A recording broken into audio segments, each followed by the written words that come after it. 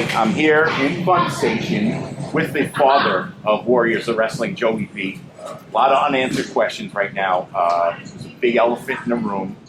I'm here on behalf of not only the fans, I'm here on behalf of the locker room.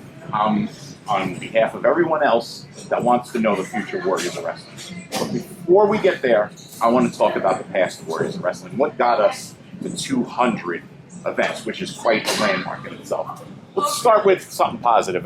You look off in the back here, you have almost every single poster of all these 200 events, at least a good number of them. What poster, as you're walking around here, that catches your eye? You're like, oh yeah, that was a good one. You know, what's the one? There's this chain. I can't. First of all, the only reason why all of them aren't up there is because we ran out of room. Right. If I had another wall back here, which I hope to have, it's a good majority. You know, I hope to have, but we would kind of ruin that. I would have continued it. To answer that question, are you asking as far as what looks nice? Not even graphics-wise. Like the one that brings back the most memories. Like you look at that poster and you're like, I remember that night. I remember that house. I remember they were hot. Well, if you want to talk about the house, at the time we had Booker T and Scott Hall here, Eric Bishop, Scott Newman, King Kong. I mean, that show, it was so packed. And it's when this part of Fun Station was still the batting cage, right? Still like a storage room. Another show, the 100th show. I think that was actually your first show. Sure. With Warriors Wrestling. 2017, right? 16? 2016. Okay, sure. Billy Gunn, I think, was on that. Yeah, that was April. He kept bothering me on social media, asking me who his partner was going to be. Because it was a surprise partner. You thought it was Bart Gunn. Right. You thought it was, I think it was Chuck Palumbo. Oh, shit. That would have been great. I was like, who is this guy? That was 100. That was 100, man. But what, I remember that night too, there was somebody that was an autograph guest that was actually scared by Booker T and Scott Hall's lines that she left because she felt almost like... Kelly. It was Kelly. All right. I don't want, she left, but she wasn't the only one complaining. A lot of them complaining. You know, they came in later. Everybody else was here. Right. And then when they came in, they sat together and everybody just went to that table, so all the people were covering everybody else. We just got mad. I understand that. But then we have so much room to work with. Right.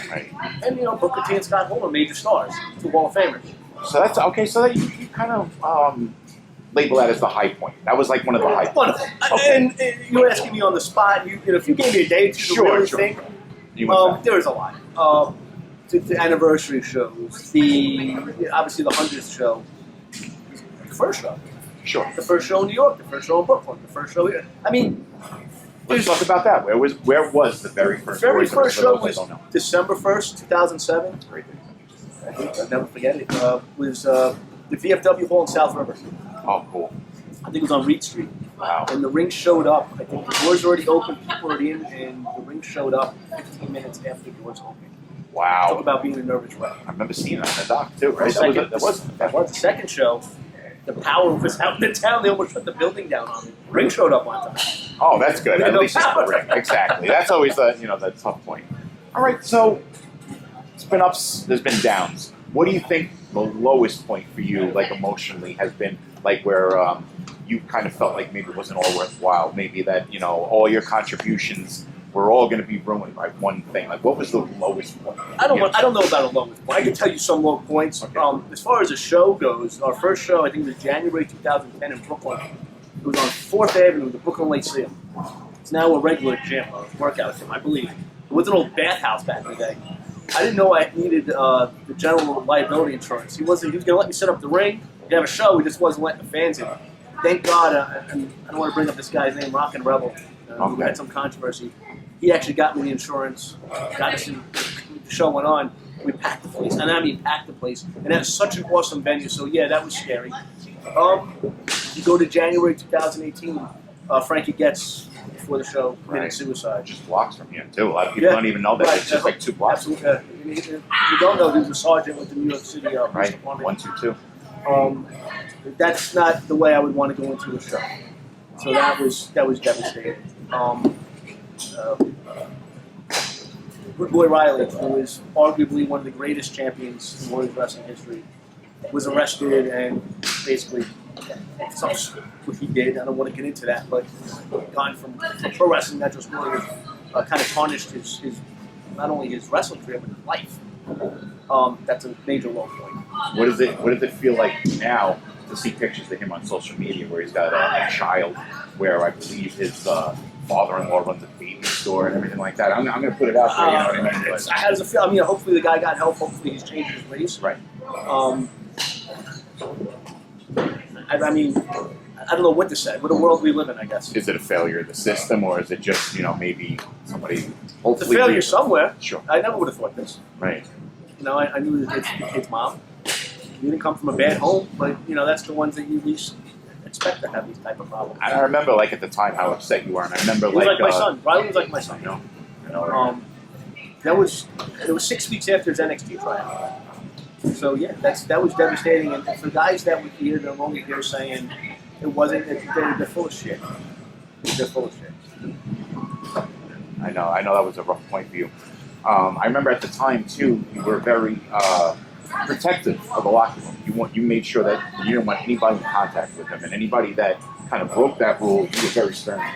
Well, the only people that broke that rule, they were already gone. I don't even need to mention names. They're Right. on you. They were already gone. Whatever. But my locker room, and especially now as a father, you know, a lot of the guys have kids in the locker room. I don't know how they would even associate with somebody. Right. I mean, I understand. Whether you're a father or not, I don't know how you would. Like, No, I can understand how you process it, like much more, you know, much differently. All right, let's get away from that. You know, let's say now, if somebody is not familiar with Warriors of Wrestling, somebody like let's say like that, you know, the proverbial alien that you're trying to like, you know, explain it to. How would you explain how Warriors of Wrestling is different from other promotions that you may see in the area or New Jersey? Warriors of Wrestling never used ticket sellers. Guys that had no training, no nothing, or just sucked. Now you mean like people who are like forced to sell tickets? No, I mean like people say, "Hey, promoter, hey, I can sell 50 tickets to put me on the show," and they go in there and either hurt somebody, hurt themselves, or Wow. it's just a drizzling shit where somebody else in the crowd goes, "I ain't going to see that again."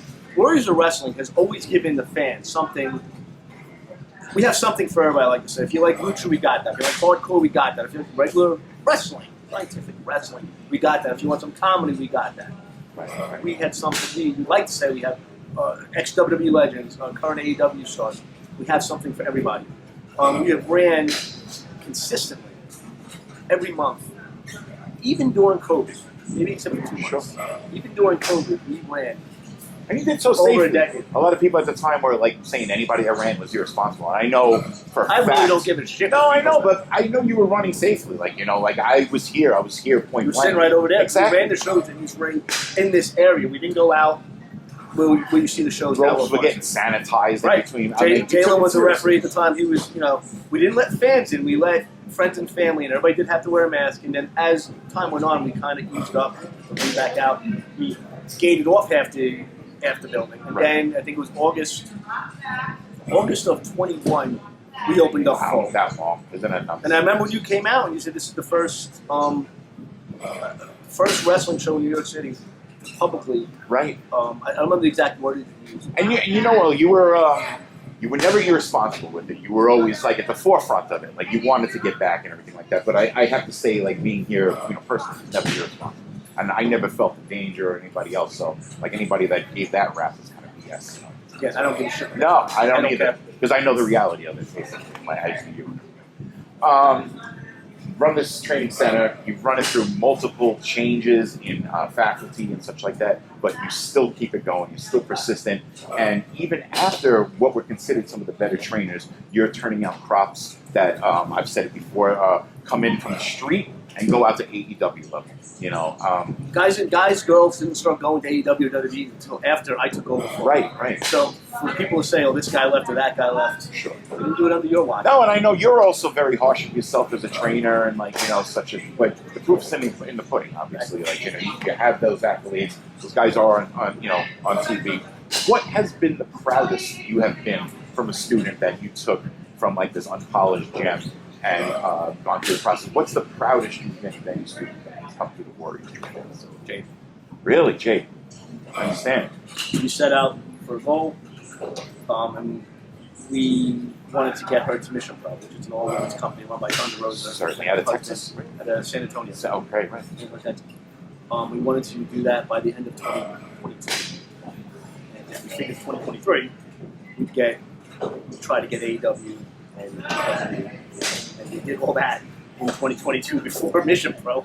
So I think, yes. When she walked into AEW in Buffalo, which everybody knows is a town I love. I'm a big Sure, fan. exactly. We took that picture. And she wrestled the match on Dark. That was very proud. And then, Roger too. Roger, I think, is one of my shining stars here. Right. We did AEW Dark, but as far as Jade goes, she got a match. Wow. And she got WWE extra work and stuff like that. So, that's probably. What would you say is the biggest constant problem as a promoter? What is the number one issue that you face from episode 1, episode 199, event 199? And sometimes it feels like an episode, but I mean, what you want to talk about episodes? It's every day in this place. It's a lot more than 199. Now, what's the question? What's changed? No. What would you say is the hardest thing? I mean, the one persistent thing about being a promoter that you find difficult that hasn't changed from show 1 to 199. Unnecessary egos. Right. Ungratefulness, loyalty. It's very. I can count on one hand how many people don't have the egos, and you have to have some sort of ego to be in wrestling. You do. It just is. You let it get out of control. Disloyalty, well. Exactly. I know. That we can leave unsaid, but I know exactly what you're talking about. All right. Over the years, there's been feuds. Sometimes they're unavoidable in wrestling. Like you said, the egos persist.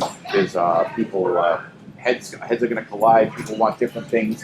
If you could take one feud that you've had, a person that you no longer speak with, you no longer communicate. You're talking about not in the ring. You're talking about. No, it could be in the ring, could be out of the ring. But I mean, just on a personal level. In this business, somebody that you've met, that you've lost contact with, be it a disagreement, be it a verbal argument, be it whatever.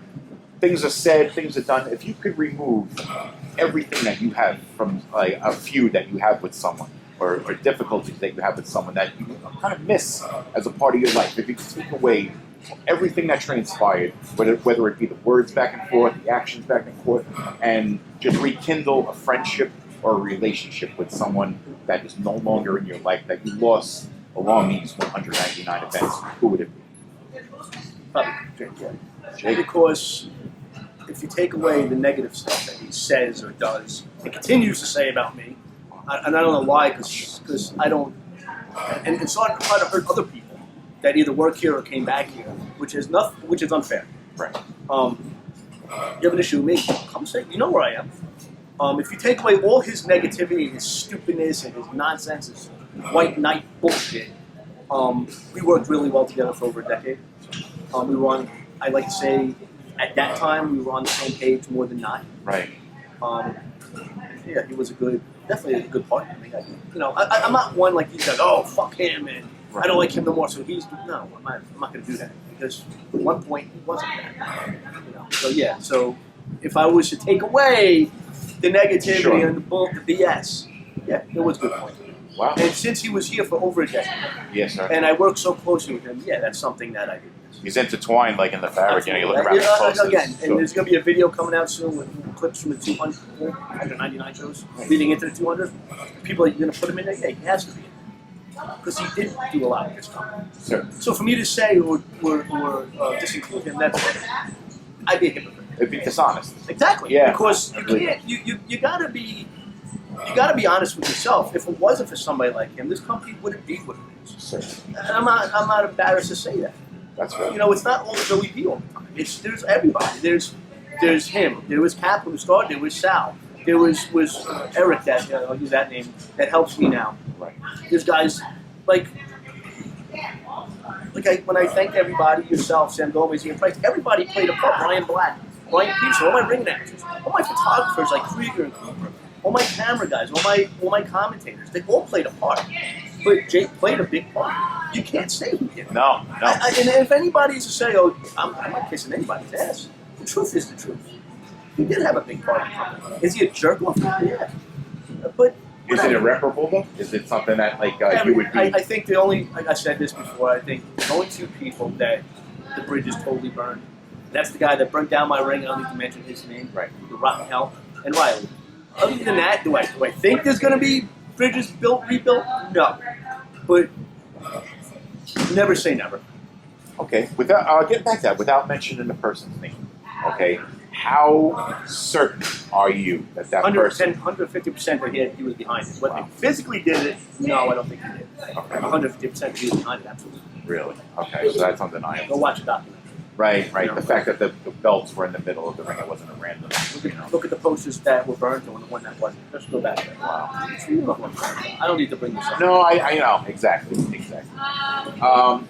200, man, and now let's talk about the elephant in the room. Like we're hearing that you were walking away.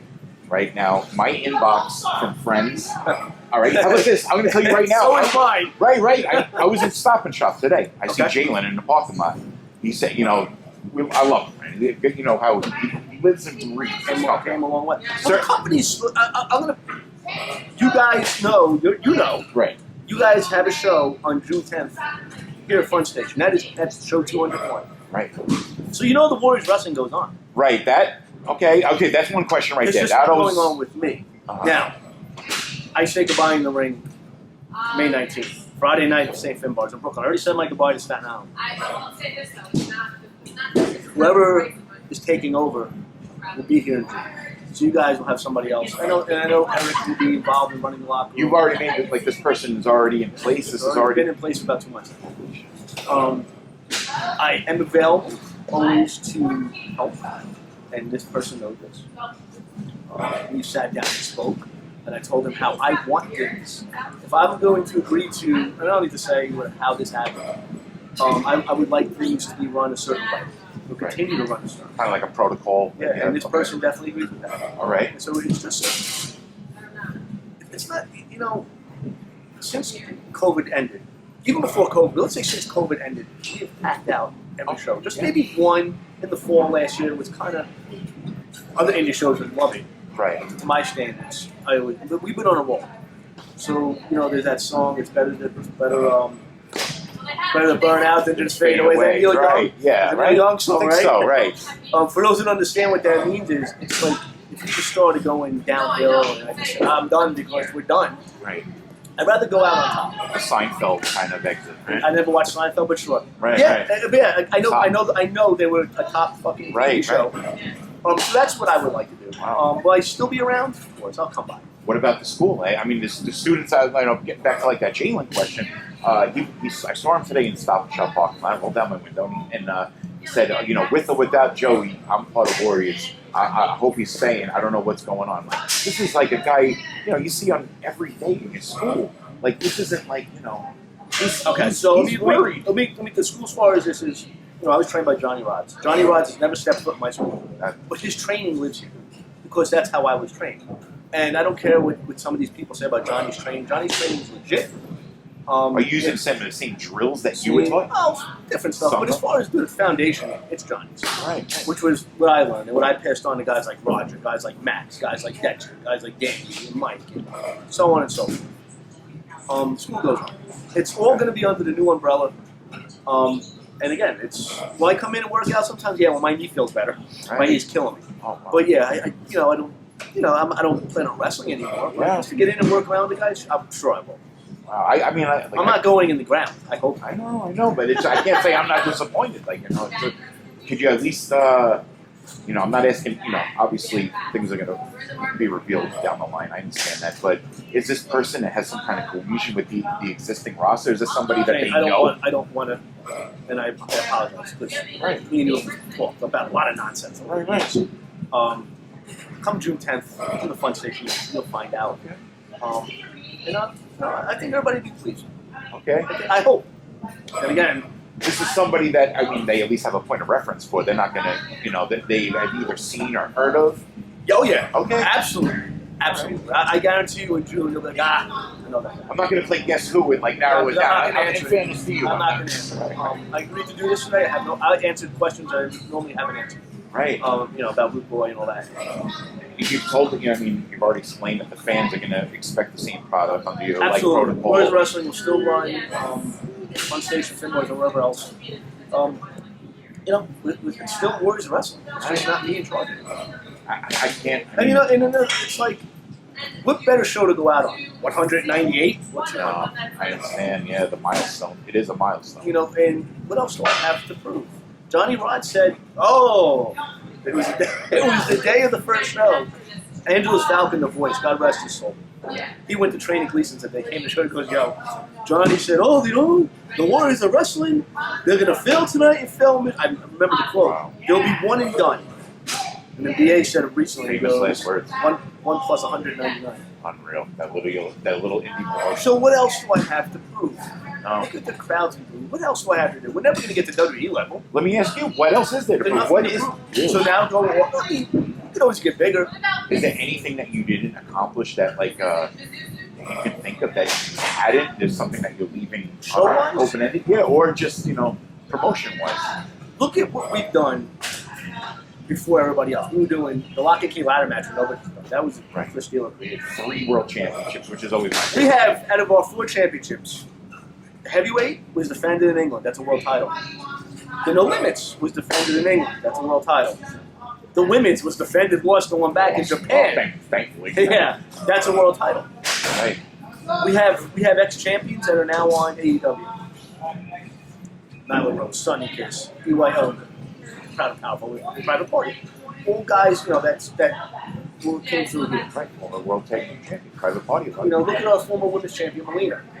Should be a Hall of Fame. She will be, I think. I hope so. Yeah, Homicide, former No Limits champion. I probably didn't announce that one.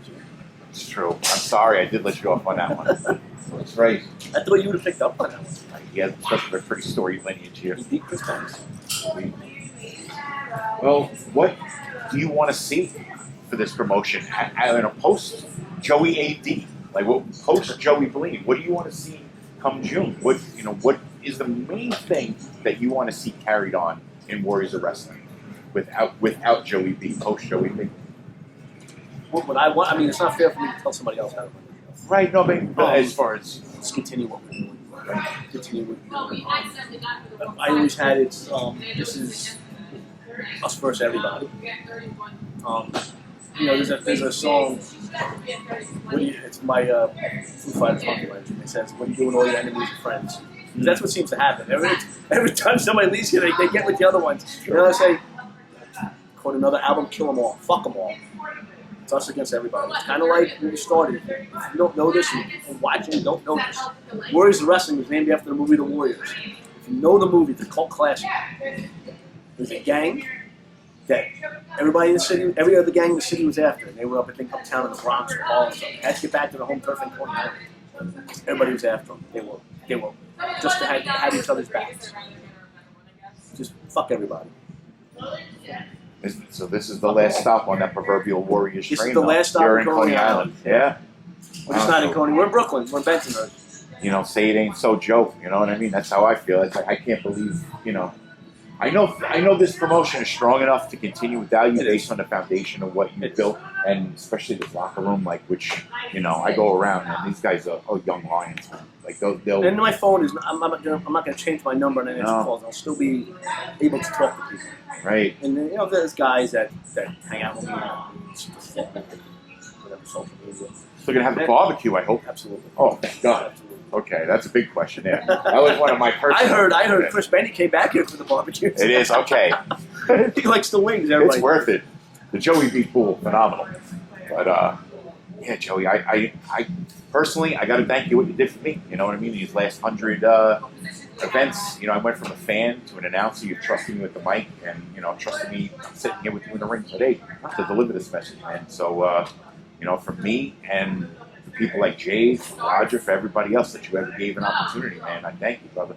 And I don't know it's going to be the same without you, but I know it'll always be Warriors of Wrestling, man. And you built this, and it'll last. It's built to last like the pyramids, man. This is like, this is one of the 7 wonders of the indie world, man. And it's gonna last the it's gonna last the time. I just want to say in closing, whether I got along with you, whether what issues we had, everybody except for one person that destroyed my property. Thank you to everybody out there that's helped build this company. Because it wasn't Joey B doing it. There was a lot of help from the first show to the show coming up. So I owe everybody that. And I want to say on a 200 show, everybody that's been here is invited back. Come celebrate this. Yep. St. Finbar, you want to honor this man, you want to honor these 200 events that this man, this promotion, had defied the odds to put on. Be with us at St. Finbar for the 200 show. Thank you, Joey B. You're welcome. Thank you. Thank you.